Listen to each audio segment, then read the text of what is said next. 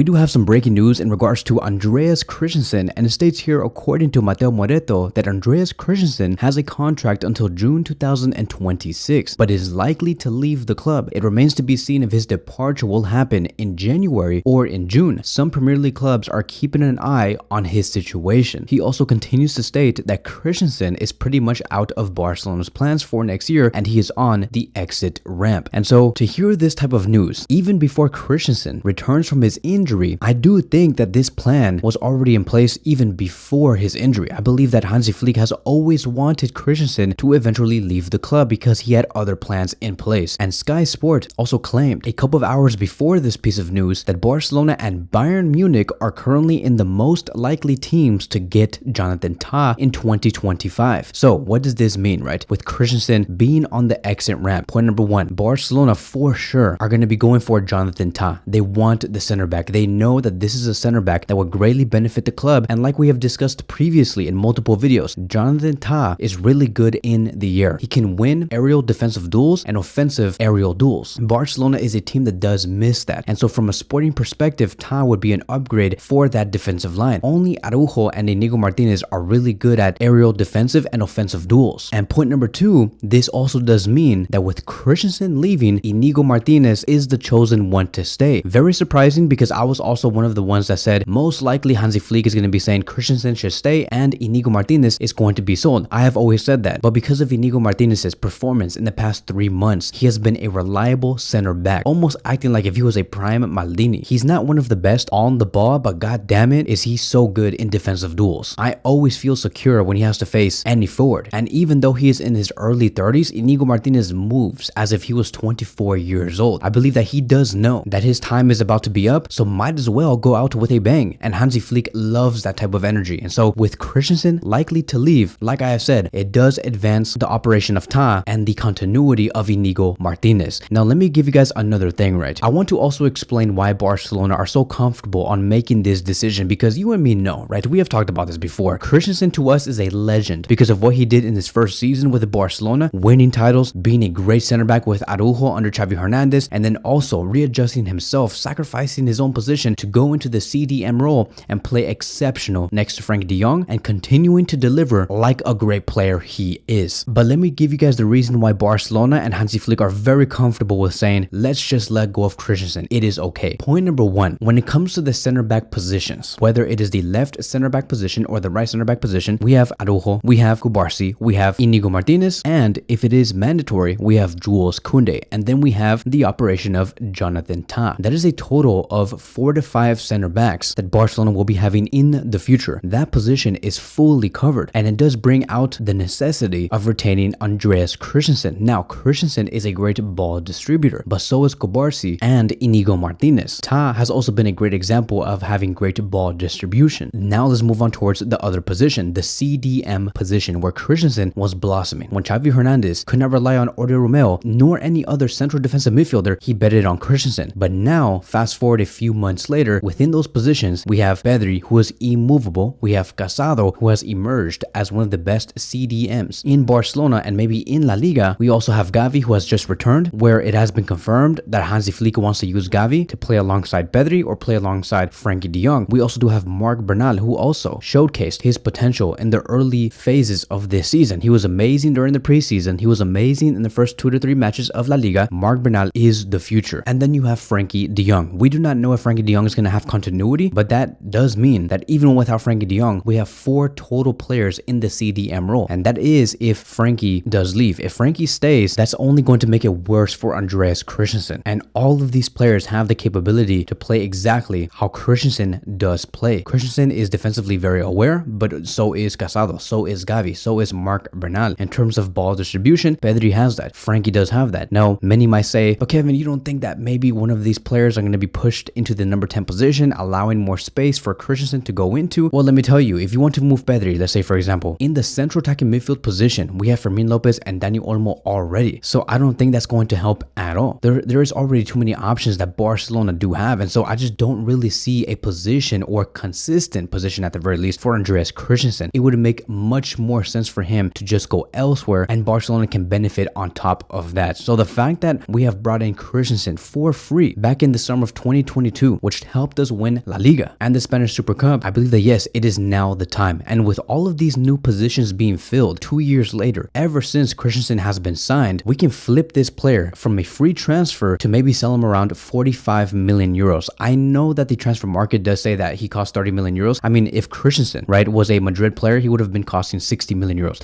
You better bet that. But I am confident that he can be sold for 45 at the very least because of the level that he has brought. Like, how are you going to say that after all of these great performances as a CDM and also as a center back, you're going to make him be worth only 30 million euros with 2 years left in his contract and 28 years old at the prime of his career? You don't think that that's a little too low? So I do think that Joan Laporta can find that flip from 0 to 45 million euros. It is pure profit. And that, my friends, is what you call sporting excellence. It is a great job from Joan Laporta, also Deco, and most importantly, the one man that made it happen, Mateo Aleman. We brought Christensen to save us in the short term because we could not afford anybody else. We did not have anybody from La Masia. He brought us good performances. We won titles. And then once we are done with that player, through those times, we have been able to strengthen ourselves financially and grow La Masia talent that strengthened the defensive line and the CDM role. That, my friends, once again, it is called sporting excellence. That is how you do handle a club. And so to me, I would say, give this the green light. Let's make it happen. If they want to make it happen in January, I would also like to see Barcelona go for Ta in January, which means that he's not going to be a free transfer, but it's going to be very little that Barcelona do have to pay for. Because if you're going to be letting go of Christensen in January for 45 million euros, of course you're going to be having the money for Ta, right? And so yes, give this a green light. I would like to see this happen in January. And if not, no problem. Let's just wait until the summer of 2025 and make that flip. Sell Christensen for 45, bring in Ta for free. And who knows, right? Like, what if, because I'm not one of the accountants of Barcelona. I'm not Joan Laporta. I have no idea what Barcelona can or cannot do. But if you sell Christensen for 45 million euros after getting him for free in January 2025, does that mean that Barcelona's financial strength can get to a point where we can get Ta and maybe Nico Williams in January 2025? Because it's 45 million euros. If Ta can come in for around 15 to 20 million euros, that would be amazing. And that extra 20 to 25 million euros that we have made from the sale of Christensen can go towards the signing of Nico Williams. Maybe that could be a plan. I'm not saying that this is exactly what's going to go on, but don't be surprised if Joan Laporta and Deco do such moves in January, because they already had the funds and the capabilities to bring in Nico back in the summer of 2024. I don't see how Barcelona get worse 6 to 7 months later, even after adding a couple of funds from the sale of Christensen. And so I know it may seem like we're trying to throw away Christensen, or like I'm trying to say that Christensen should leave because he has no value at the club. I'm not trying to say that, because what Christensen has done in the past 2 years, and especially under Xavi, once again, it has been phenomenal. He has had a great history at this club and will forever be a legend. His physical presence, his aerial dominance, his ability to read the game, it was a natural fit to the central defense of Xavi's system. Christensen also won 68.9% of his aerial duels, placing him in the top 14% among center backs in La Liga. And this was back in the 2022-2023 season. He always had the ability to be crucial for Barcelona's team that needed to defend against crosses and set pieces, like we have discussed before. During the 2022-2023 season under Xavi, his passing completion rate was at a 93.7%. It did place him in the top 1% of center backs in La Liga once again. This stat really does underscore his comfort with the ball and his accuracy in distribution. When it comes to long passes, he had a 97.1% in long pass completion rate, also in the top 2%. He had the ability to bypass the midfield directly by contributing to the attack. He was just our guy. And I remember when Christensen was being transitioned to go into the midfield, Barcelona were conceding fewer goals ever since he transitioned to that role. And we needed that because Oriol Romeo in the season after that one was not going to do anything. He was always calm, had the ability to communicate with all of the other players in the field. He was a reliable CDM. So I don't want this video to go out as, oh, this is a FU to Christensen, we should just move on and forget about this player and forget about what he did. No, we have to look at what Christensen did, understand why Barcelona is making this move, and why it does make sense for all parties. So let me know in the comment sections down below. Do you want to see Christensen leave in January 2025, or do you just want to see him finish off this last season and play the last 6 months with Hansi Flick to leave on a good note? Also, what do you think about that theory that I have just placed out? If he does get sold for a good amount in January, would you guys like to see the emergence of Ta and Nico Williams in the beginning of next year? Thank you guys so much for watching, and I will see you guys in the next one.